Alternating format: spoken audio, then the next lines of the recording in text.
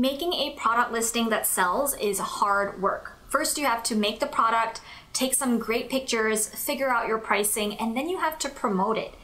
For many shop owners, writing the product description is the last thing on their minds. Some even skip it altogether.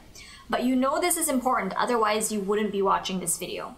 So today, we're going to break down some of the most common mistakes I've come across when writing product descriptions. And we'll cover just how we can transform each description into a sales-making machine. Hi, my name is May Pak, and I help makers, artists, and designers make a consistent income from selling their handmade products online. When it comes to writing product descriptions, the first mistake many shop owners make is having too short descriptions, or worse, no description at all. I've seen this so many times. While it's true that having good photos of your products is probably the most important thing, your product descriptions are the second most important thing. Many shop owners do write out a description, but you can usually just tell when it was just thrown together as an afterthought. I see this all the time. Maybe there will be one or two sentences talking about the material or color of the product, but nothing that really engages with your customers. Because it's tempting to just let the product speak for itself, and in some ways, that's a good tactic. But in today's competitive online market, it is not quite enough. I mean, you know how awesome your products are, right? But everyone else doesn't know, and it is your job to convince them. A good photo will grab a person's attention at first, but it's the description that keeps them there and ultimately turns them into a paying customer. I do have another video that talks about what you need to include in every product description, and you can watch that over here. The second mistake I see in many descriptions is writing with a lot of confusing jargon. Now, as a maker of your products, you are passionate about the quality of your work, right? And you should be. But sometimes when it comes to product descriptions, this passion can lead to many makers to, and I mean this in the best way possible, but we geek out over the processes and the specialty materials that we use to create the work of art that we sell. On its own, jargon isn't necessarily a bad thing. It can actually help establish some credibility. Like, think back to a time when you spoke with someone about a subject that you weren't familiar with. So for me, I don't know anything about cars. So maybe it was with a car mechanic telling me exactly what was wrong with my car. It was probably clear that the mechanic knew what they were talking about, but at a certain point, I just stopped caring. While there are exceptions, most people don't want to know how their car works. They just want it to work for them.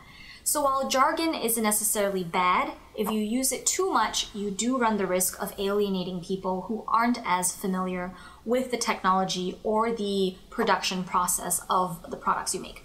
In your product descriptions, use jargon sparingly and focus more on what the product will do for the customer. So whenever possible, make the features relatable rather than technical. Mistake number 3 I often see is the trap of talking to everyone. This one is very common because it goes against all of our traditional wisdom, right? Most shop owners assume that it's better to write descriptions that appeal to a wide variety of customers. We do this in our marketing, in all the marketing we do. I mean, it's easy to think the bigger the net, the more fish you'll get, right? It makes sense on paper, but in reality, it actually does the opposite. This is why it's absolutely crucial that you identify your ideal customer even before you write a single product description. Your ideal customer is someone super specific. So before making a listing or even making your products, take a few minutes to put yourself in your ideal customer's shoes. See if you can find them on Instagram so you can take a peek inside their lives for a bit. What's important to them? What do they care about? Do they use a lot of emojis when they write? Are they super zen people or are they edgier? By the way, this concept is so important that I do have a whole other separate video on it, so be sure to check that out right here.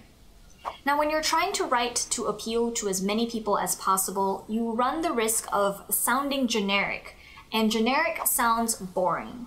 You're not going to get people's ears to perk up and ultimately to buy your work.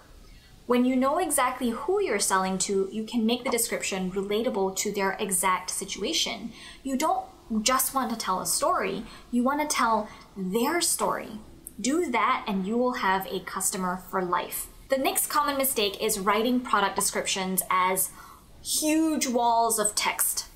Now, while a short product description doesn't do much good, an overly long description will turn customers off. This is especially true if that description isn't formatted in an aesthetically pleasing way. When people visit your site, they make so many split-second judgments that are mostly subconscious that can either cost you a customer or win you a sale. Now, while you put painstaking effort into each of your photos and descriptions, the reality is that your online visitors, they're gonna skim through very quickly. So the best thing you can do is to make it easy for them to make their decision. So, for example, break up your descriptions text with bullet points and shorter paragraphs, highlighting only the most relevant benefits for them. Use maybe underlines or bold or italics sparingly, but do use them. Now notice how I said the most relevant benefits, because it all comes back to relating to your ideal customer and how your product will actually impact their life. As you write your descriptions, always keep in mind that you have very little time to make an impression. When you do that, your writing will automatically become streamlined and easy to read. Big mistake number 5 is one that's easy to forget, and that is omitting calls to action. At its most basic level, a product description isn't really a description at all. It's a sales pitch. Of course, you want to describe what the product is, but always in a way that makes it easy for your customer to see how it will make their life better. With a great product description, you've hooked your customer. But unfortunately, many shop owners forget to write a call to action that will reel them in. So this can be super simple, like writing, "Order your necklace now" at the end of your description. It can also be time or quantity sensitive, like "Add to cart now, these won't last long." Whatever the case is, it is important to tell your customer what to do and why they should do it. Now, it may sound salesy, so take your time in finding the verbiage that sits well with you, but calls to actions are extremely effective, not just in your product descriptions, but in any messaging you write, whether that's your email marketing, your social media posts, and your product descriptions. Without a call to action, it is much more likely that your customer will just procrastinate buying from you, sometimes so long that they forget about buying altogether, and we don't want that to happen. So there you have it. If this was helpful for you, or if you have any questions or mistakes of your own that you've seen a lot that you'd like to share, let me know in the comments below. And if you enjoyed this video, leave a like below and hit subscribe for more helpful content.